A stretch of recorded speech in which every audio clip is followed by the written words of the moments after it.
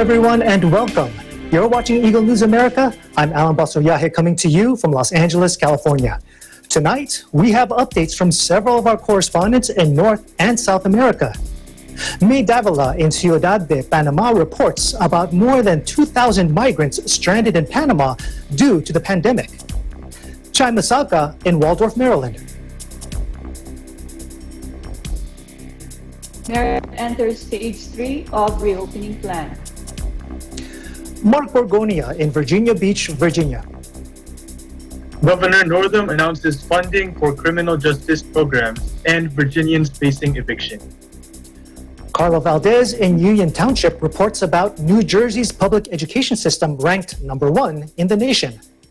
Zachary Lawrence in Miami, Florida reports about Broward County schools back in session and hopeful to move to phase 2.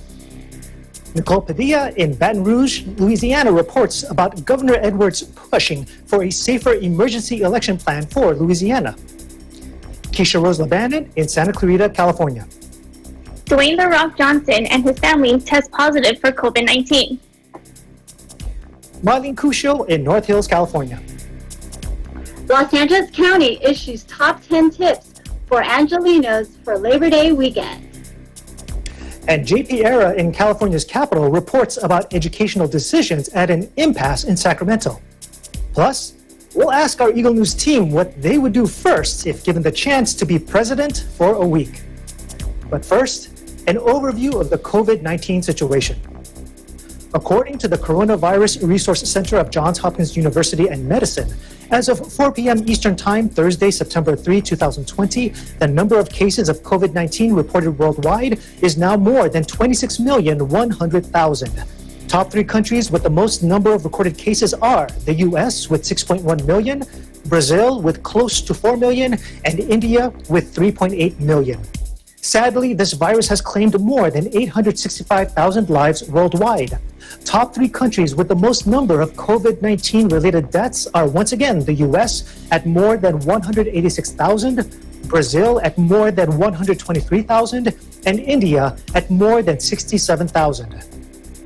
Our coverage begins now. China's foreign ministry said Thursday restrictions on Chinese diplomatic missions in the U.S. are a serious violation of international law. Take a look.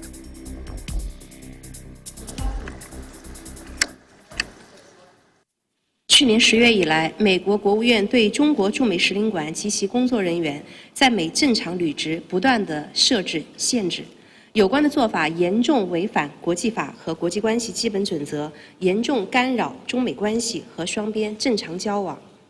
交流合作，我们敦促美国国务院立即撤销有关的错误决定，停止阻挠两国正常人员往来，停止破坏中美关系。中方将根据形势发展作出正当必要回应。Meanwhile, President Donald Trump on Thursday renewed his call for supporters to try to vote twice on November 3, claiming that only this way can they be sure their ballot is counted. Trump said Americans should first try to vote by mail if that option is offered in their state, then also go to the polling station on Election Day to check that their ballot has been counted, and if not, vote again. He said in a Twitter thread, quote, "You are now assured that your precious vote has been counted." It was the latest assault by Trump on the credibility of mail-in voting, which is being rapidly expanded across the country in response to fears of COVID-19 contagion for voters in person to polling stations. White House Press Secretary Kayleigh McEnany accuses the media of taking U.S. President Donald Trump's words out of context after he suggested his supporters try to vote twice on November 3, claiming that only this way they can be sure that their ballot is counted. Take a look. Kayleigh, do you acknowledge that it is illegal in this country to vote twice in the same election? Are you referring to the president's comments earlier today? I'm just asking you a basic yes or no question. Do you believe it is illegal to vote twice in this country? The president does not condone unlawful voting. The president's been very clear about this. I'm once again not surprised the media is taking the president out of context. He is asking people to vote by mail and then to go down to the polling place on Election Day and to vote again if their vote has, if they can't confirm their vote has been counted. You're missing a very crucial line from the president's remarks. If it is not tabulated, meaning your mail-in vote, then you will be able to vote in person. If it is not tabulated. U.S. Health Secretary Alex Azar says the November 1st distribution date of a coronavirus vaccine has nothing to do with elections, the U.S. presidential election being on November 3rd. Azar also hails historic advances as 3 vaccine candidates are in a late-stage phase 3 clinical trial. President Trump's leadership of this Operation Warp Speed, we're making historic progress towards a vaccine. We now, as you noted, we have 3 vaccine candidates in that late-stage phase 3 clinical trials with tens of thousands of people getting enrolled. We already have a significant challenge in this country with vaccine hesitancy, and efforts to undermine confidence in a vaccine that would come hurt in terms of people being willing to take a vaccine once it comes through. Any vaccine that comes out is going to meet FDA's gold standards for authorization or licensure. The president's made that clear. I've made that clear. The FDA commissioner has made that clear. But we are seeing historic advances. More than 2,000 migrants are stranded in Panama due to the COVID-19 pandemic. Eagle News correspondent May Davila in Ciudad de Panama with the details. The closure of the borders of the countries to prevent the spread of COVID-19 has retained approximately 2,500 migrants in Panama. The migrants are stranded in Darien, near the border with Colombia, and in Gualca, near the border with Costa Rica. From the perspective of the Minister of Security of Panama, when the pandemic completely subsides in the world, an unprecedented migratory phenomenon will occur. Panamanian authorities hope to transfer the migrants to the new migrant reception station in San Vicente Darien province. This shelter, which is 90% complete, will have a capacity for more than 400 migrants and has showers, reserve water tanks, toilets, solar panels, laundry, and a healthcare store. The Minister of Public Security, Juan Manuel Pino Forero, pointed out that this effort has been made to improve the humanitarian points of migrants who have had to stay in Panamanian territory due to the coronavirus pandemic. We hope to get out of this situation so that the transit of these people can resume towards their final destination, said the head of the Ministry of Public Security, adding that at this moment, between the migrant reception stations of Gualaca and Darien, there are approximately 2,500 migrants in the country. For her part, the director of the National Migration Service, Samira Gozain, explained that this migration center will have the support of the National Border Service for the custody of the place and primary health care, in addition to information on the behavior that they must keep in place. We want these people to have a dignified treatment so that they can continue their path to the north, be more dignified and more humane, said the NMS director, who announced that 15 units of the institution will begin the work, hoping to have more personnel to streamline work in the new immigration station. Panama is committed to the situation of this migration population, which is in the state of vulnerability, Director Gozain explained. Desde Ciudad de Panama, May Davila, Eagle News, vivimos en tiempos interesantes. When we come back, more updates from our Eagle News correspondents in Waldorf, Maryland, Virginia Beach, Virginia, Union Township, New Jersey, and Miami, Florida. This is Eagle News America. Stay with us.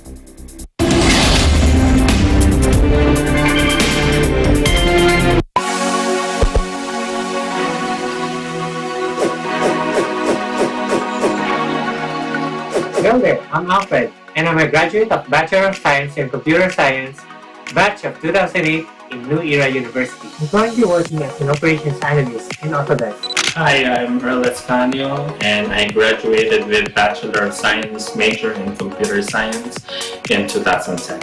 I am a consultant at Trinity Consulting, LLC.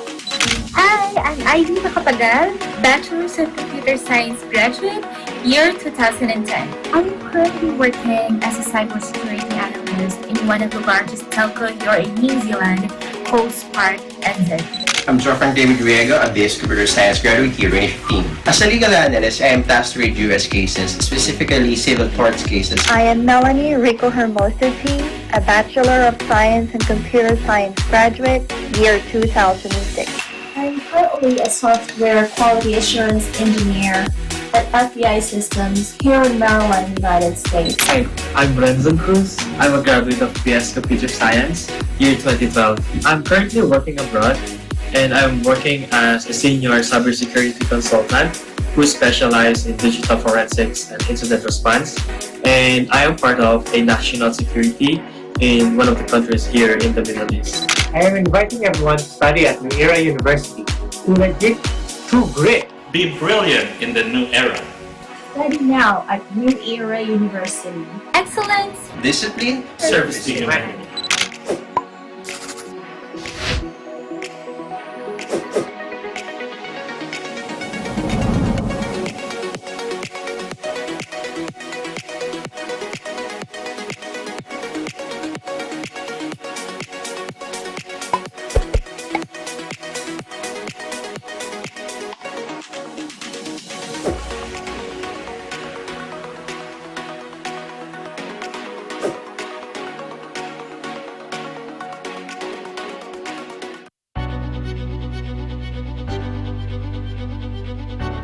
Mula sa libu-libong nangarap at nagpakita ng galing, iisa lang ang nagtagumpay at hinirang na TNG's first grand winner.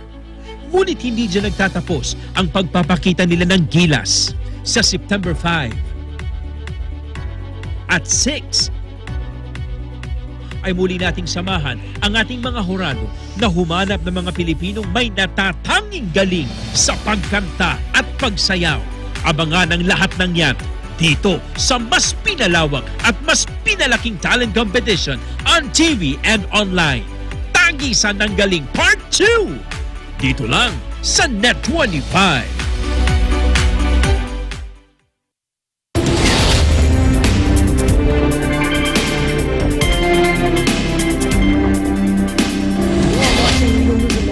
I'm Alan Basolyahe in Los Angeles, California. Good news for Marylanders. Maryland enters stage 3 of its reopening plan. In Waldorf, Chai Masaga reports. Thank you, Alan. The state of Maryland will enter stage 3, the final stage of its reopening plan, dubbed Maryland Strong, Roadmap to Recovery, tomorrow, September 4, 2020 at 5 p.m. According to Governor Larian in his latest press conference, because of the continuous improvement in COVID-19 metrics, Maryland is ready to move to phase 3 of its reopening plan. Statewide, the positivity rate has been below 5% for the past several weeks. Just like in stages 1 and 2 of the reopening plan, stage 3 will see a safe and gradual reopening. It will be flexible and will have community-based approach, meaning each local jurisdiction is given the discretion to adopt their own timeline on how and when to implement the stage 3 of reopening as they deem fit. Some jurisdictions, including Charles County and Baltimore County, are moving to stage 3 tomorrow, while some are not. Baltimore City, for one, will not join in phase 3 reopening, although Baltimore County will move to stage 3 tomorrow. Baltimore City Mayor Jack Young said they will continue to exercise the authority given to local jurisdictions to determine for themselves whether or not they can move forward in their reopening plans depending on their own health metrics. He said they don't want to lose their gains by easing restrictions now, despite the announcement made by Governor Hogan.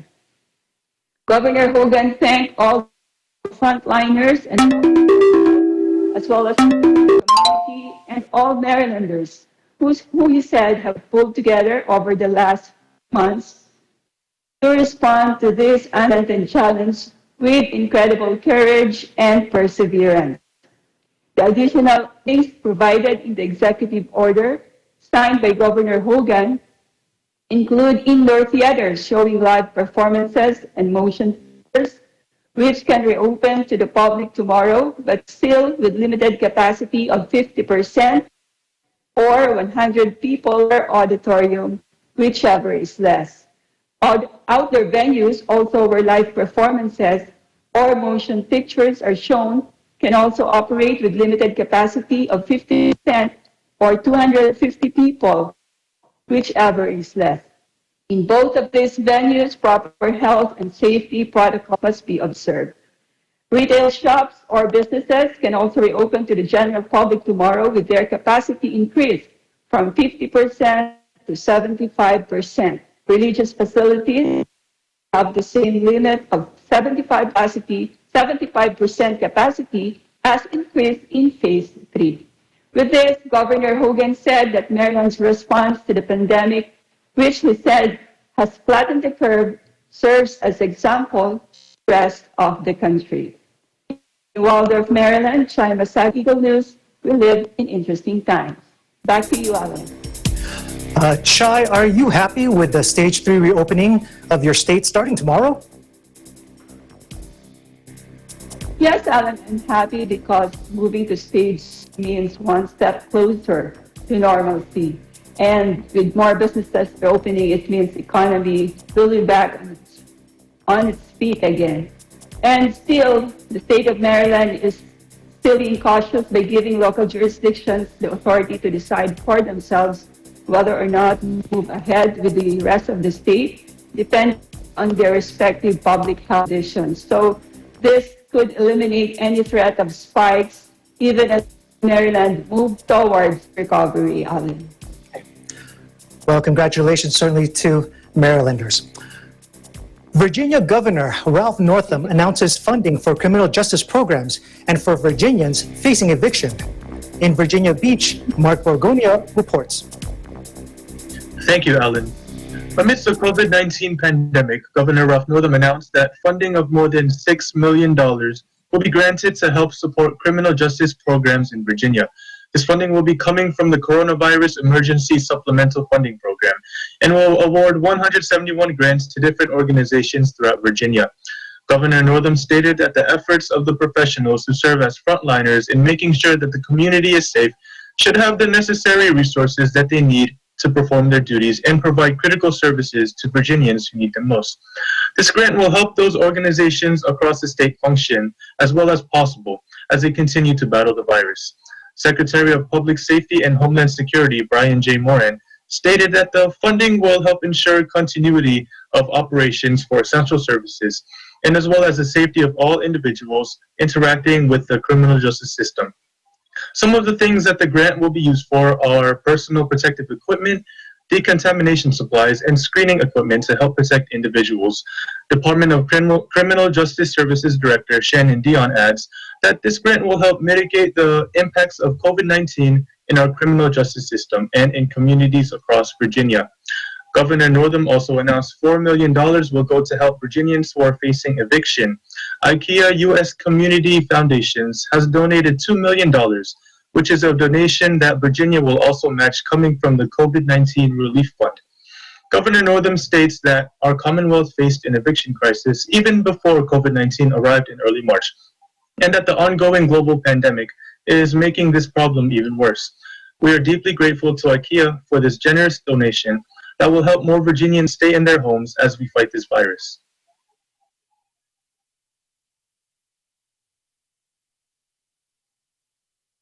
IKEA has stores in Norfolk and Woodbridge, and the donation is part of their effort to support COVID-19 recovery across the state and country. This funding will expand legal aid services in which attorneys will play a critical role in eviction diversion, in which 72% of cases have successful outcomes. In Virginia Beach, I'm Mark Borgonia, Eagle News. We live in interesting times. Back to you, Alan. Mark, what do you think the feeling is of the residents who will have their eviction notices lifted or canceled because of the assistance coming from the government? Well, Alan, I think the Virginians who are facing a tough situation right now, they surely must be feeling relieved to hear this news. These people, have been facing this situation even before COVID-19. And the current situation right now all the more makes everything worse. And I'm certain that the residents of Virginia can look forward to more assistance and help coming from the state government in the future. Well, we're sure that assistance is probably very much looked forward to by some of the residents there. Thank you, Mark. Thank you. Great news for New Jerseyans. The New Jersey public education system is ranked #1 in the nation. In Union Township, Bureau Chief Carlo Valdez reports. Thanks, Alan. Once again, New Jersey remains #1 in ranking in public education in the country. This is the second year in a row that they have been ranked in the #1 spot, according to annual report released Wednesday by Education Week. New Jersey earned high marks for student achievement and also on how much the state spends in the education system. New Jersey scored a total of 87.3 out of 100 points. Along with New Jersey, Massachusetts, Connecticut, Wyoming, and Maryland round up the top 5 for best public education in the nation. Education Week on these rankings is the gold standard, Governor Murphy said, and for the second year in a row, New Jersey can proudly call ourselves home to the very best public education system in the entire United States of America. And as for coronavirus stats and numbers, New Jersey reports of 455 new positive COVID-19 cases, pushing the cumulative total to 192,973. Sadly, New Jersey is reporting another 9 COVID-19 deaths, pushing the total to 14,188 lives lost. In Union Township, New Jersey, Carlo Valdez, Eagle News, we live in interesting times. Back to you, Alan. Broward County schools are back in session and hopeful to move to Phase 2. In Miami, Zachary Lawrence reports. Broward County schools are getting back into the swing of things virtually. The first 2 weeks of classes have been online, but reevaluations on the situation based on the county's COVID-19 positivity rates will continue to occur biweekly. Superintendent Robert Runze predicts that Broward County schools may be able to reopen as early as October 1st if the number of cases remain under 5%. A select number of colleges and universities have already opened their campuses to students. Nova Southeastern University, a private school in Fort Lauderdale, has reopened with a blend flex model. This gives students the ability to choose their mode of attendance for each course. Thus, students have the option to participate in hands-on experience for specific courses such as chemistry or biology. Students who choose this option are required to follow CDC guidelines and maintain social distancing. For these same courses, students who choose to attend remotely are able to view the experiments through webcams placed throughout the lab. While South Florida continues to be the state's hotspot, numbers indicate that there is a steady downward trend. During a recent roundtable discussion, Governor Ron DeSantis indicated that if the numbers continue to decline, Broward County and the rest of South Florida could potentially move into Phase 2 of opening. In Miami, Florida, Zachary Lawrence, Eagle News. We live in interesting times. Up next, more updates from our correspondents in Baton Rouge, Louisiana, Santa Clarita, North Hills, and Sacramento, California. This is Eagle News America. Stay with us.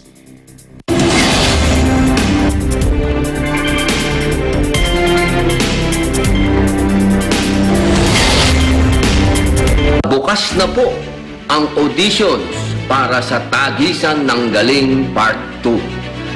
Mag-audition na po kayo sapagkat mahigit sa 7 million pesos ang nag-aantay na papremyo sa kategorya ng sayawan at kantahan. Opo, Tagisan ng Galing Part 2. Dito lamang po yan sa Net 25. The New Era University, in its 45th year of excellence, discipline, and service to humanity, will offer online education all levels beginning this first semester academic year 2020 to 2021 through the NEU Virtual Learning Environment, or NEU VLE. New Era University offers a complete basic education cycle from kindergarten up to senior high school, offering all strands.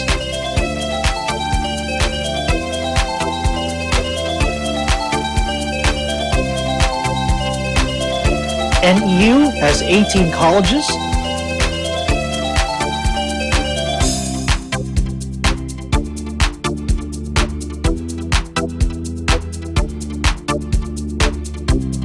And 2 graduate schools. It also offers ALS and ETF. Best of all, NEU has the most affordable tuition fees among private universities in the Philippines. NEU is at Quezon City, the city of San Fernando, Pampanga, General Santos City, South Cotabato, Lipa City, Batangas, and Pinugay, Baras, Rizal. New Era University is under the stewardship of Dr. Dilo L. Rosas. What are you waiting for? Be part of the new normal. Enroll now. Classes start on October 5, 2020.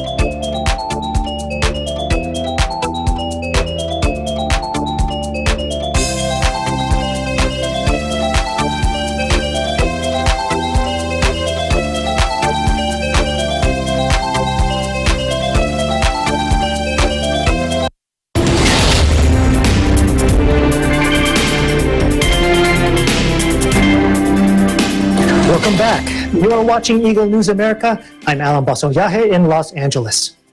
People safety first. Governor John Bel Edwards pushes for a safer emergency election plan for Louisiana. In Baton Rouge, Eagle News correspondent Nicole Padilla has the details. Thank you, Alan, and hello from Baton Rouge, Louisiana. On Wednesday, September 2, Governor John Bel Edwards filed a memorandum in the lawsuit regarding COVID-19 protections for the November presidential election. Under the election plan, absentee ballots will only be mailed to voters who will be unable to vote in person, while all the other voters are expected to vote in person. Governor Edwards said, Louisianans should not have to risk their lives to vote, which is exactly what will happen if tens of thousands of Louisianans with medical conditions that put them at high risk for COVID complications are forced to vote in person in November and December. We owe it to the people of Louisiana to get this emergency election plan right. The governor refused to accept the Secretary of State's plan for the November election because it directly contradicts the guidance of the CDC and medical experts. The plan would require people under quarantine or who are symptomatic and those who are at high risk for serious complications and their caregivers to vote in person. States like Kentucky and Alabama have responded to the COVID-19 pandemic by allowing much greater access to absentee balloting. Governor Edwards added, "We can and must do better. I am hopeful that the court will find a way to order that we implement a safe election plan for the fall elections." Meanwhile, hope you are staying safe and cool there in California, Alan. In Baton Rouge, Louisiana, I'm Nicole Padilla, Eagle News. We live in interesting times. Back to you. Actor Dwayne "The Rock" Johnson and his family test positive for COVID-19. In Santa Clarita, Keisha Rose Labanan has the report. Thank you, Alan. Hollywood's highest paid actor, Dwayne "The Rock" Johnson, updates his millions of followers on social media that he and his family tested positive for COVID-19. Johnson shares on video posted on his Instagram Wednesday afternoon that, quote, "This has been one of the most challenging and difficult things we ever had to endure as a family." He reports that his entire family of 4, which includes his wife Lauren and 2 younger children, tested positive for the coronavirus, but shares great news that they are at the end of the battle and are fully recovered. He further details that his children, Jasmine and Tiana Gia, had little sore throats for symptoms and were lightly affected, as opposed to Johnson and his wife, who had a rough go but were able to overcome this virus. He reveals that they were infected from close family friends, despite being very careful and disciplined in taking the necessary precautions to keep this virus away. He advises his fans to take COVID-19 seriously and to not disregard implementing strict measures like wearing face masks every day and taking great care of one's physical health, like building one's immune system. The pandemic has greatly affected the Hollywood scene, with even their top stars not immune to this highly infectious disease. Well-known actors and celebrities like Tom Hanks, Antonio Banderas, Idris Elba, and Alyssa Milano have taken to their social media to share with their fans and about their positive COVID-19 tests. experiences and struggles in overcoming this virus. Johnson then states, "We are counting our blessings right now because we are well aware that it always isn't the case that you get on the other end of this COVID-19 stronger and even healthier." Now in Los Angeles County, the new number of cases increased today with 1,193 newly reported cases and 61 new deaths. The total number of confirmed cases in the county are 244,999 with 5,932 deaths and 1,062 hospitalizations as announced by the Los Angeles Public Health Department. In Santa Clarita, California, Keisha Rose O'Bannon, Eagle News. We live in interesting times. Back to you, Alan. Well, Keisha, it's interesting that Dwayne Johnson did not reveal the symptoms that he experienced from COVID-19 other than it was a rough go for him and his wife. Yeah, believe me, Alan, we're watching his Instagram and even his Twitter post like a hawk, just in case he talks more about what it's like being sick with this coronavirus. But he did state that he would do a question and answer down the road, so we're expecting more from him later in the future. And, you know, it's obvious from his Instagram video that Dwayne Johnson is such a big family man. He was very forthcoming about how the wellness of his wife and daughters is paramount to him. Yes, Alan, if you just watch any of his YouTube videos of him playing and singing with his kids, you can see how of a doting dad he is.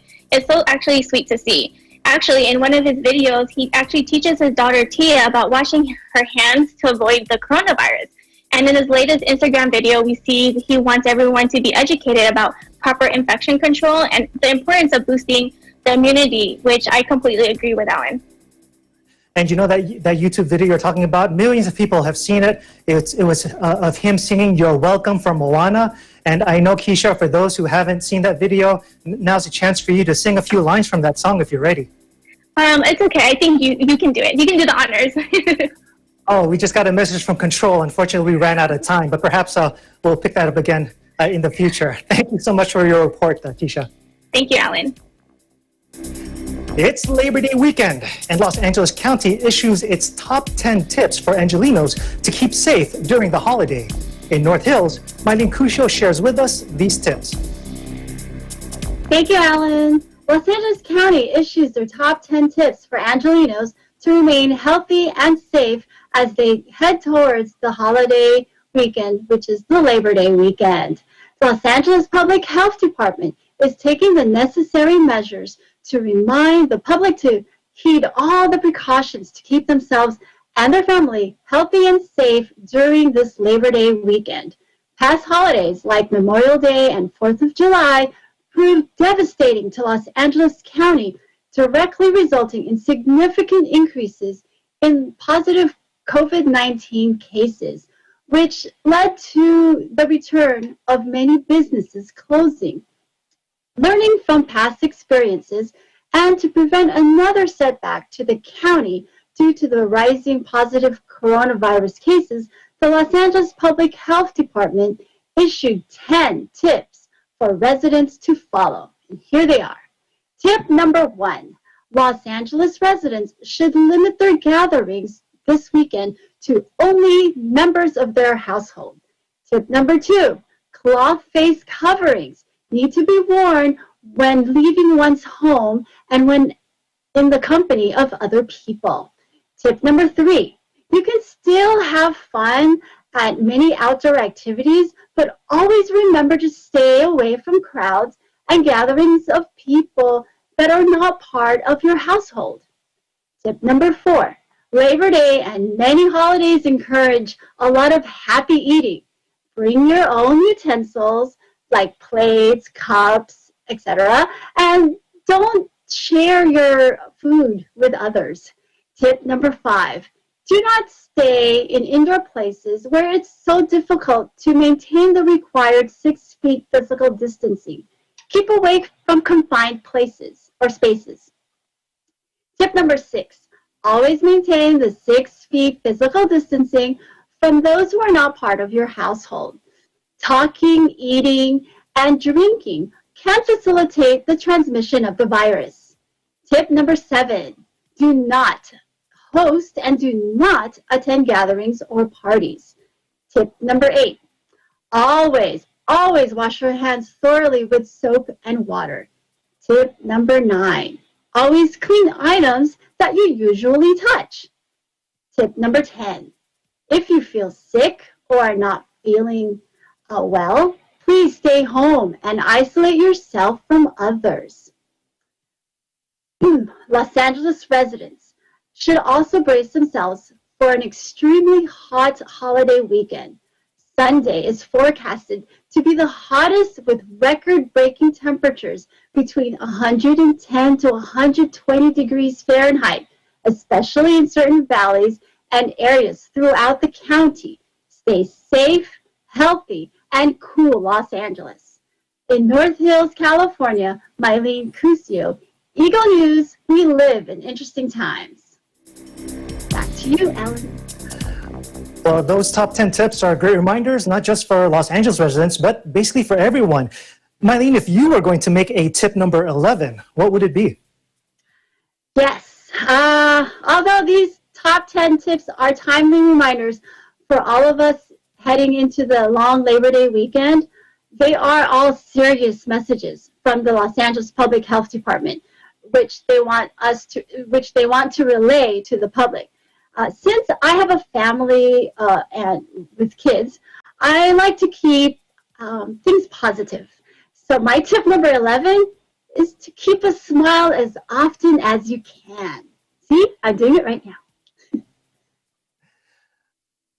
Right, I think that made me smile also, Mylene. Now, why don't you share with the folks outside Los Angeles County just how hot it'll get in your area there in North Hills, California? Oh yes, hot. It is definitely going to be an excessively hot weekend. According to the National Weather Service, tomorrow or Friday, the temperature will be 102 degrees 102 degrees Fahrenheit. On Saturday, it'll be 113 degrees Fahrenheit. On Sunday, it will be the hottest, 114 degrees Fahrenheit. On Monday, Labor Day weekend, it will hit 104 degrees Fahrenheit, slightly cooler. I have lived in Los Angeles most of my life, so seeing triple digits is a bit concerning.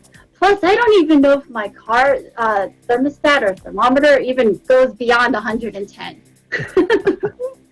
Right, well, this might be the time to get the car serviced. And Mylene, for this hot, long weekend, does your family already have plans? What are you going to do? Well, we are going to do some outdoor activities, but of course stay within 6 feet distancing. All right, and keep a smile on your face as well. Thank you, Mylene, for that report. Thank you, Alan. Educational decisions are at an impasse in Sacramento. Eagle News correspondent JP Era tells us why. Just an update here from Sacramento. We currently have a total number of 18,413 confirmed cases of the coronavirus. With the end of summer upon us and with fall just around the corner, schools are beginning their school year mostly through distance learning. Because this is new ground for teachers, children, and even parents, there are still quite a few challenges to overcome. With the Sacramento City Unified School District, or SCUSD, starting their school year today, there have been some disputes between the school district and the Sacramento City Teachers Association, or the SCTA, about the processes of distance learning for this school year. The SCTA met with the SCUSD multiple times before the beginning of this school year with proposals about how to give the best quality education for their students. However, with the SCUSD and SCTA unable to negotiate an agreement about the standard of distance learning, the SCTA declared an impasse and requested that a state mediator assist in the negotiations. The main argument for these negotiations are the quality versus quantity of the education provided, including the time spent online learning from their teachers. The SCUSD argues that the SCTA's proposal lacks the sufficient amount of time learning from their teachers and is therefore sacrificing the quality of education that they receive from their teachers. And the SCTA argues that the instructional minutes that SCUSD proposed are far exceeding what is needed by any district and may actually be in turn detrimental to the quality of education that students are receiving. With the rise of new challenges such as distance learning and the threat of the virus still prevalent, The community is doing what it can to ensure that the best quality of education is still being delivered to their students during these harsh times. In Sacramento, JP Era, Eagle News, we live in interesting times. A discussion about what we would do first if we became president for a week. That's next. Eagle News America will return in a moment.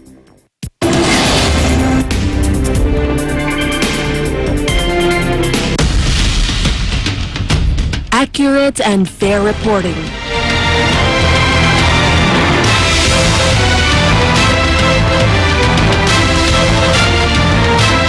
Not only from Batanes to Tawi-Tawi, but also abroad. Detailed and timely stories relevant to people all over the world. Catch all of these at Net25, your reliable source of news, entertainment, and technology updates.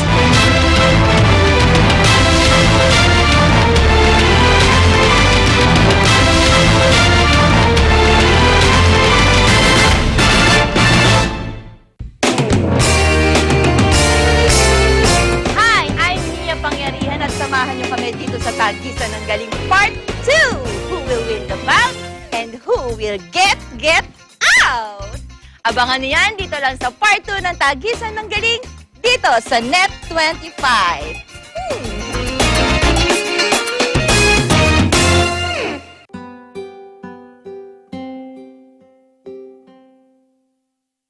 Batid ko po at nating lahat ang suliraning dinadanas po ngayon ng buong mundo.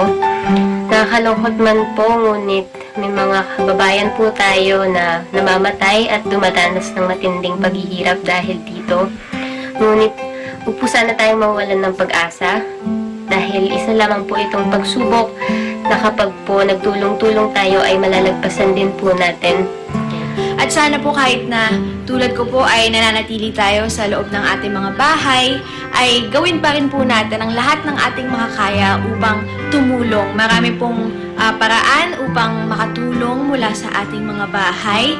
Meron na pong mga online donations, meron pong mga iba pang paraan ng pagtulong. Lalo na po para sa ating frontliners. Maraming salamat po sa lahat ng mga nagbubuwis ng kanilang mga buhay araw-araw para po sa ating kapakanan. At sumunod po tayo sa government natin because at the end of the day, everything that they're telling us is for our own safety. At higit po sa lahat, make sure to pray for everyone, pray for everything that is going on right now. What is important is to hold on to things, for us to stay more positive, for us to be more strong, not only physically but also mentally. Spend time with our loved ones, with our families, and let's all trust God. Continue to be loyal to Him, always be more prayerful, and stay positive, stay safe and well, and God is all with us. Stay positive pa rin po ang paningin natin sa buhay, at stay healthy, stay at home. Higit sa lahat, huwag po natin kakalimutan ng manalangin sa ating Panginoong Diyos dahil ayun po ang sagot sa lahat po ng problema. So, mag-ingat po tayong lahat. And God bless. So maraming salamat pong muli sa mga frontliners at sa lahat po ng mga gumagawa ng lahat ng kanilang mga kaya upang makatulong. God bless you all.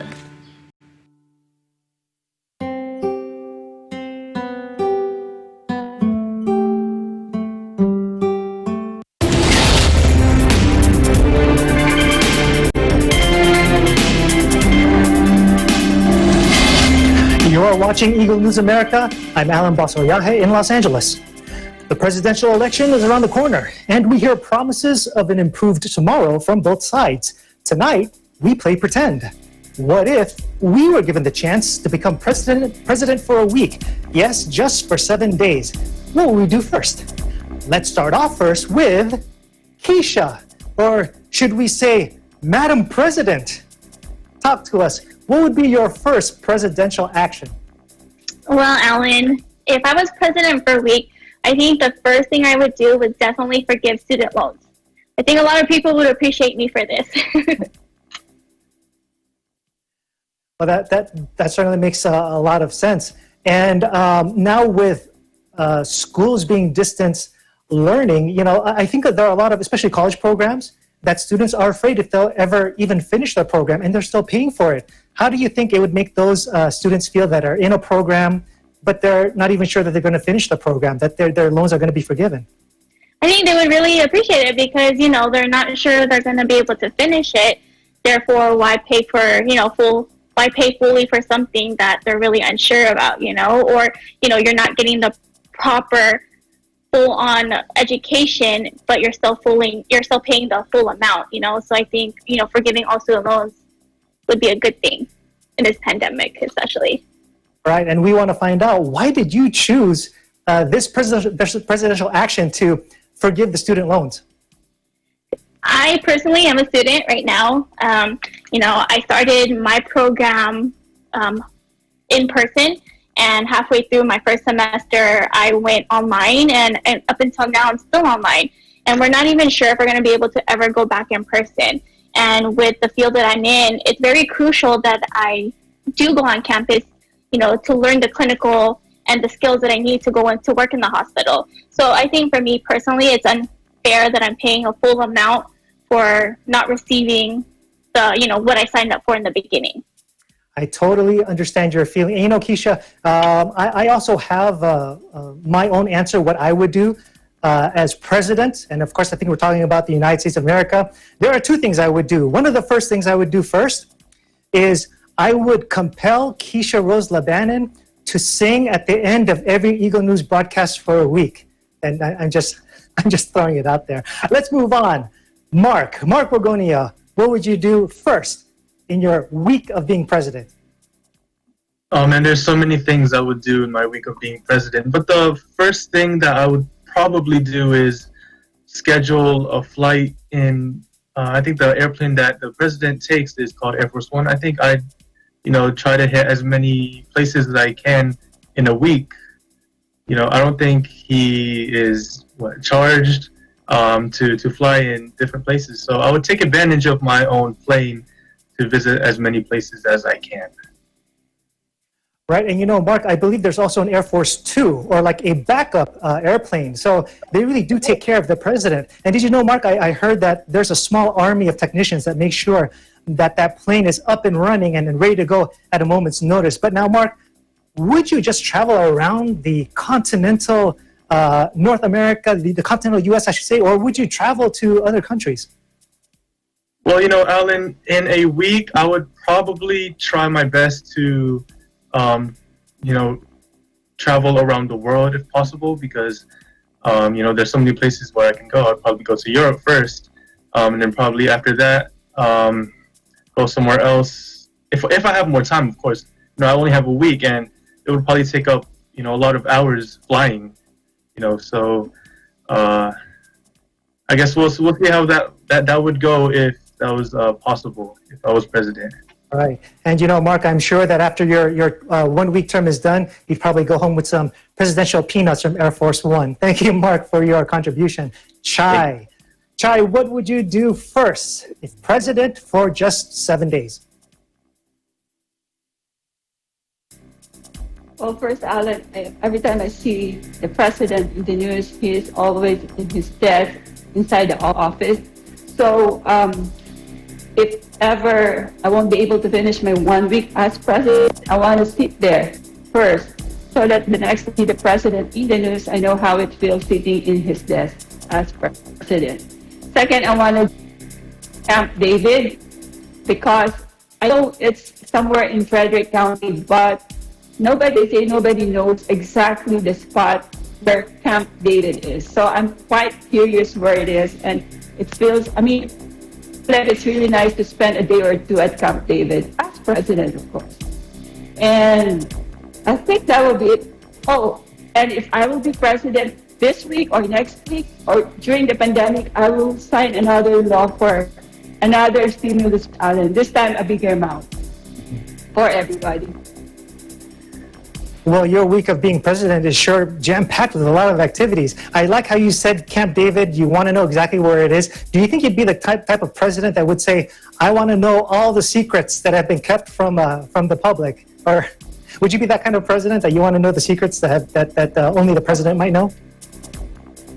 Yes, I want to know. In fact, I want to see what the nuclear football, the one that they call nuclear ball is. I want to see it, how it works, how you use it. Of course, I'm not going to use it on it, but I want to see how it looks like.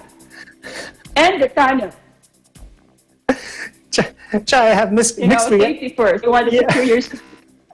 I have mixed reactions, Chai. I'm vastly interested in what you're saying. I'm also a little bit concerned, but no, I trust you. And if you need somebody to help carry the football, I'll be your guy if you so choose. Thank you, Chai, for your contribution.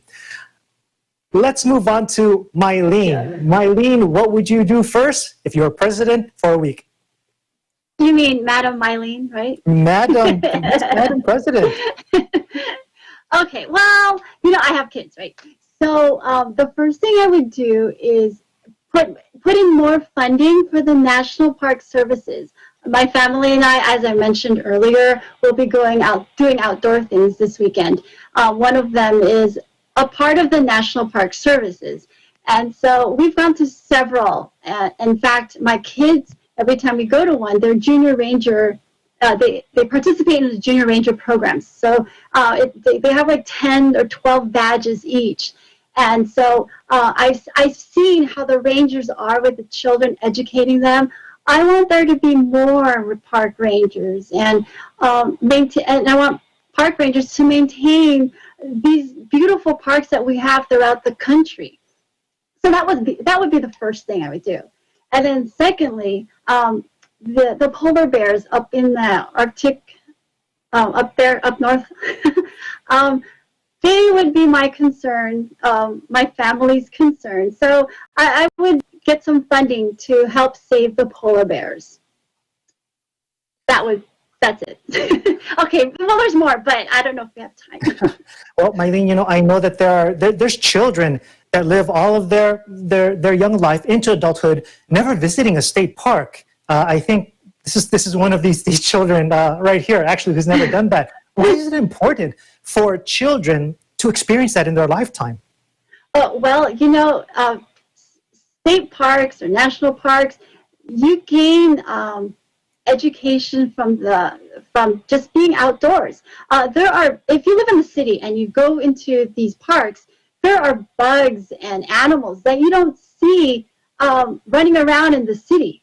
Some kids have never seen a mule deer. Okay, if you live in the city, you've never seen them, but you go out in the parks and they're all over the place, or even the buffaloes, or when we went to Yellowstone, the bisons. They were not social distancing, by the way. They were so close to our van. and so those are the things that the kids, not just mine, but the kids of America or all over should be able to experience the wildlife. And that's what I want children to be able to obtain.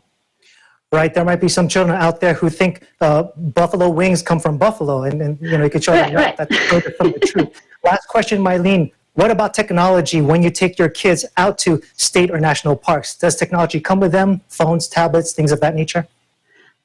With them, no, but I need it to get around the GPS, because I need it to get around the park, so I need to have our phone, because our phone, we download this GPS app to get through the parks, because I'm not very good with reading maps. So that's the technology that we would bring, but not the kids, no. Eileen, you're not the only one. Before I go ahead and jump in and tell you what I would do if I was president for just 1 week, we want to open it up. Is there any of our correspondents who have one more thing that they wanted to add that they would do if they were president for just 1 week? If not, I'm going to just go ahead and jump over to my guy, Mr. Mark Borgonia, president of this nation for a week. Mark, give us one more thing. What would you do if you were the commander-in-chief? Well, on the topic of transportation again, there's a thing called the Beast, the presidential limousine. And it's basically a tank converted into a Cadillac, if I'm not mistaken. I would drive that around Washington, D.C. and try to hit top speed. I don't know what the top speed is, but I would try to push, well, I don't know, since it's a tank and it has, all this armor and stuff, it probably weighs, a couple tons, but, just to see all the features that it has and all the cool stuff that, it has to protect the president and, the cool technology that it has as well. Well, there's a definite theme going on with you, Mark, as President of the United States. And what I find interesting is you said you would be the one driving. Did you really mean you would be driving or you would be driven around? Can you clarify? Well, I try to drive it, but, there's probably a reason why they don't let the president drive it. There's probably so many buttons on the dashboard and so many buttons on the steering wheel. There's probably, so many features of it that a normal person driving it wouldn't know. Right. So, well, I take the risk. Right. No, we can certainly trust that you will drive safely. And when we talk about risk, hopefully in that Beast or that presidential car, the nuclear football will not be on board. All right, Mark, thank you so much for adding some more to our discussion tonight. And with that, folks, I want to throw my hat in the ring on what I would do if I were president for just 1 week. The first thing I would do, I would, aside, from making Keisha Rose Lebanon sing, but what I would like to do is I would fly in youth, at-risk youth from underserved communities from all over the nation and treat them to a meticulous 1 week tour of the nation's capital so that they can learn about government at every level. And I would commission the team to cover that type of tour. The media team I would assign would be Eagle News, Washington, D.C. And that's what I would do if I were president for a week. We've reached the end of our broadcast, but before we go, we want to continue to thank our frontliners, first responders, and essential workers with a round of applause. We do appreciate you. And that is today's Eagle News America. Thank you for joining us. I'm Alan Basoyahe. We live